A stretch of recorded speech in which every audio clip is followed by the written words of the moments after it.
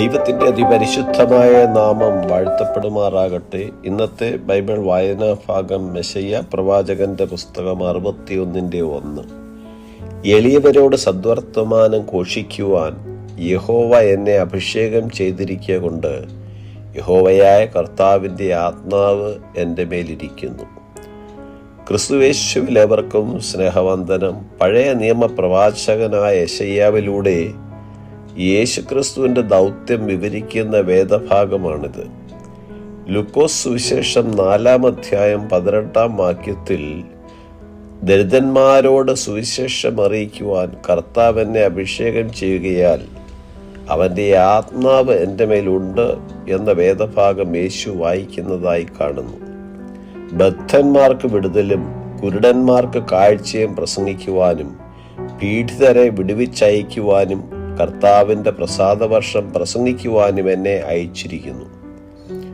യേശു സ്നാപകൻ യോഹന്നാനാൽ സ്നാനമേറ്റ ഉടനെ സ്വർഗം തുറന്നു. ദൈവാത്മാവ് പ്രാവെന്ന പോലെ ഇറങ്ങി തൻ്റെ മേൽ വരുന്നതവൻ കണ്ടു. കർത്താവിൻ്റെ വേല ചെയ്യുവാൻ അഭിഷേകം പ്രാപിച്ച യേശു നസ്രയത്തിൽ ഉപദേശിച്ചത്, ഇന്ന് നിങ്ങൾ എൻ്റെ വചനം കേൾക്കുകയിൽ ഈ തിരുവെഴുത്തിന് നിവൃത്തി വന്നിരിക്കുന്നു എന്നാണ്. എളിമയുള്ളവർക്കും ദൈവത്തെ ആവശ്യമാണെന്ന് തിരിച്ചറിയുന്നവരുമായ വ്യക്തികളിലേക്ക് രക്ഷയുടെ സുവിശേഷം എത്തിക്കുക എന്നുള്ളതാണ് ദൗത്യം. ഹൃദയം തകർന്നവർക്ക് ആശ്വാസം നൽകുകയും അവരെ പുനഃസ്ഥാപിക്കുകയും ചെയ്യുക. യെശയ്യാവിലൂടെ എഴുതപ്പെട്ട വചനം ഇസ്രായേലിന് ആത്മീയ പുനഃസ്ഥാപനത്തിലുള്ള പ്രത്യാശ നൽകി. കർത്താവ് നമ്മെ വിടുവിക്കുന്നവനാണ്. യേശു പാപികളെ അവരുടെ പാപബന്ധനത്തിൽ നിന്നും വിടുവിക്കുന്നു.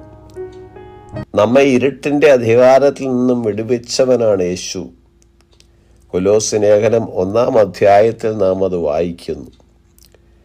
ഇപ്പോഴത്തെ ദുഷ്ടലോകത്തിൽ നിന്നും നമ്മെ വിടുവിക്കേണ്ടതിന് നമ്മുടെ പാപങ്ങൾ നിമിത്തം തന്നെത്താൻ ഏൽപ്പിച്ചു കൊടുത്തവനാണ് യേശു. നമ്മെ സകല ദുഷ്പ്രവൃത്തിയിൽ നിന്നും വിടുവിച്ച് തൻ്റെ സ്വർഗീയ രാജ്യത്തിനായി രക്ഷിക്കുന്ന യേശുവാണ് നമ്മുടെ കർത്താവ്. കരുണ, പുനഃസ്ഥാപനം, സ്വാതന്ത്ര്യം എന്നിവയിൽ ശ്രദ്ധ കേന്ദ്രീകരിച്ചുകൊണ്ട് യേശു ശുശ്രൂഷിച്ചു. പരിശുദ്ധാത്മാവിൻ്റെ ശക്തിയിൽ ആശ്രയിച്ച് നമ്മളിൽ ഫലമേൽപ്പിച്ചിരിക്കുന്ന സുവിശേഷമെന്ന മഹാദൗത്യം നിറപടിയായി നിവർത്തിക്കുവാൻ കർത്താവ് നമ്മെ ഏവരെയും സഹായിക്കുമാറാകട്ടെ. God bless us all.